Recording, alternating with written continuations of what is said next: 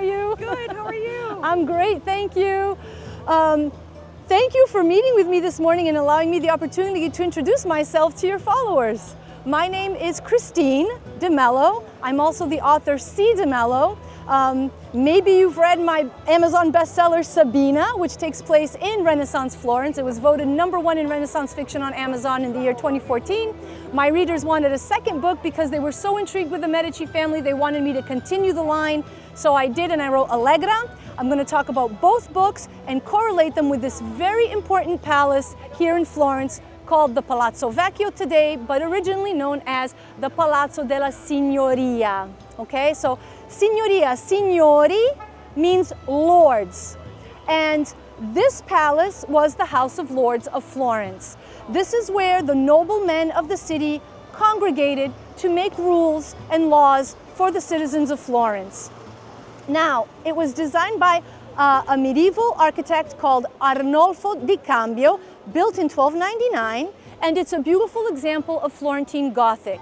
It is part palace, part fortress, because at the time they wanted a beautiful building that would reflect the power and the sophisticated tastes of the Florentines.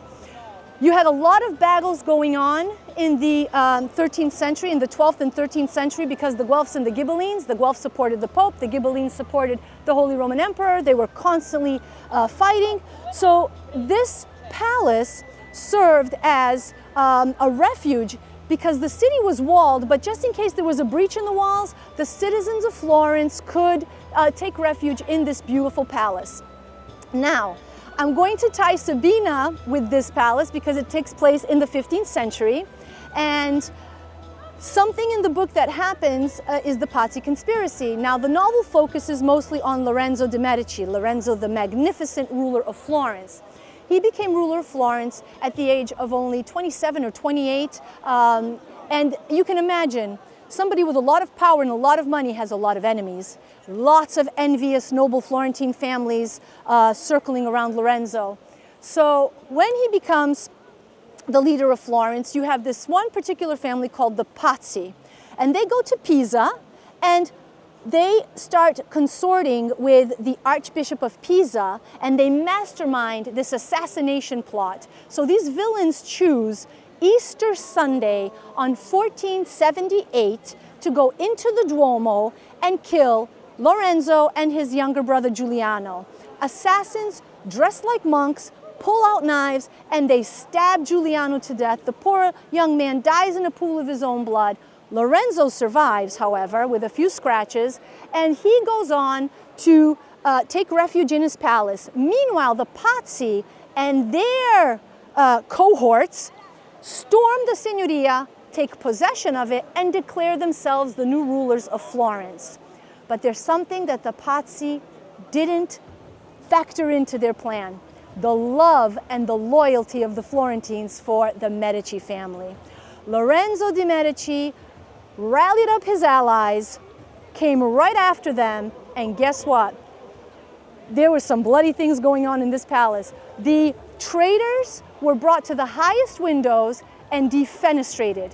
That means they were just shoved out the windows. And the historical documents describe that this entire piazza was riddled with blood of traitors, from one body after another crashing down. Then the mastermind patriarch of the Pazzi family was hung and disemboweled out of one of the windows. Now, if you've seen the movie, it's the sequel to Silence of the Lambs, Hannibal, okay? Inspector Pazzi, who was chasing after Hannibal Lecter, Dr. Lecter, the Anthony Hopkins, he was killed in the same manner of his relative, hung and disemboweled out the window. So the Middle Ages were very gory, I'm sorry, but I included all this in the book in detail.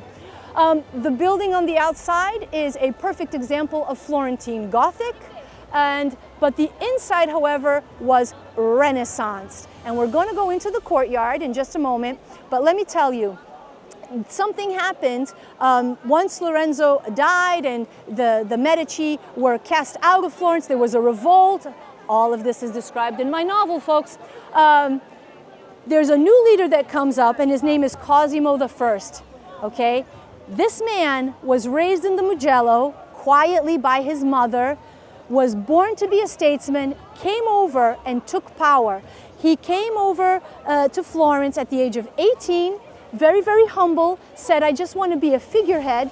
Please give me the title of Duke in name only. And the minute the Signoria did that, he took over this palace in a very brutal manner, and not only took over, declared it his residence, which is something no one had ever done in the history of Florence.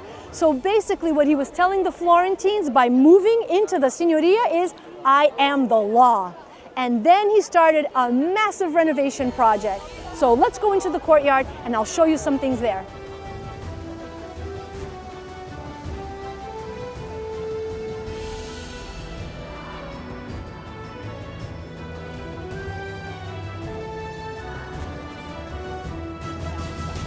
So now we're inside the beautiful courtyard of the Palazzo. This has been Renaissanced. If you go inside, there are still a few little pieces of the old Gothic style. For example, the room leading, like there's a beautiful Gothic window and a column leading into the room that has Niccolo Machiavelli's portrait. The Palazzo's chapel also has a little bit of a sneak peek of the old Traviavista, which is the timbered ceilings, hand-painted.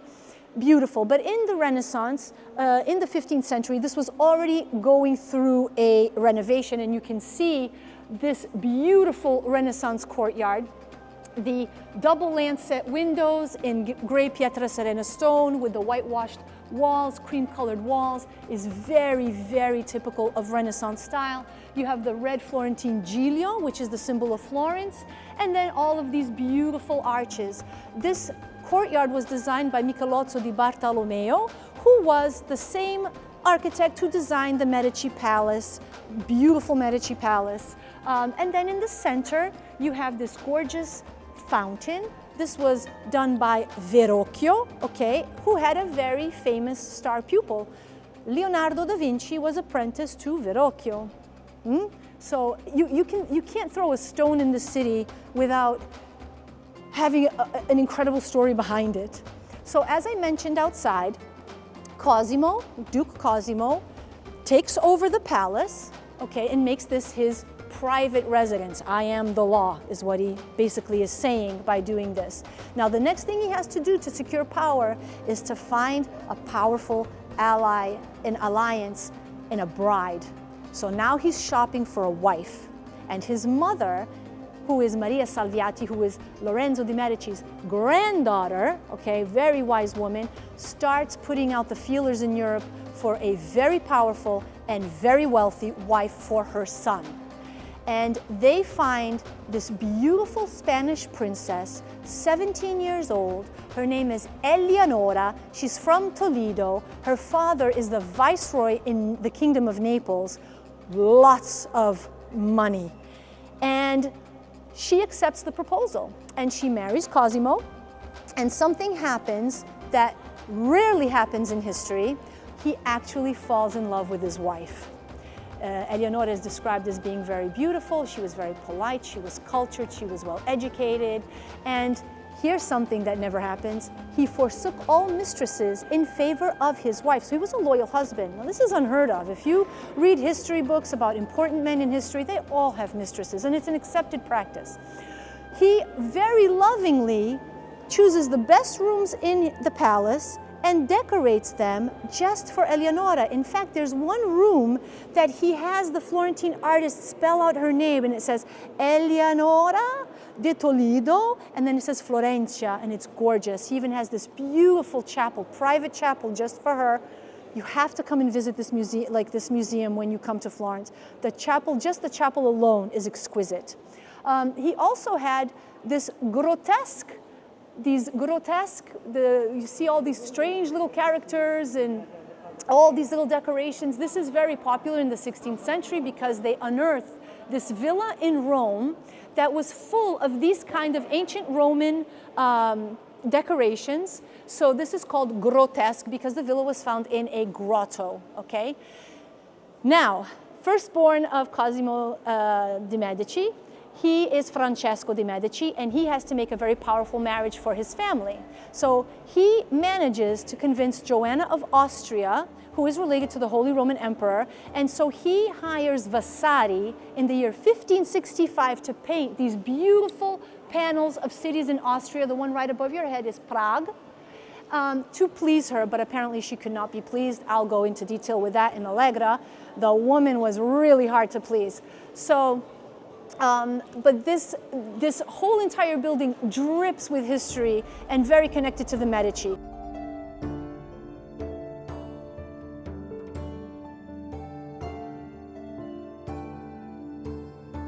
So in case you're curious, when the Palazzo della Signoria became the Palazzo Vecchio, that was in the 16th century after Eleonora de Toledo purchased the Pitti Palace.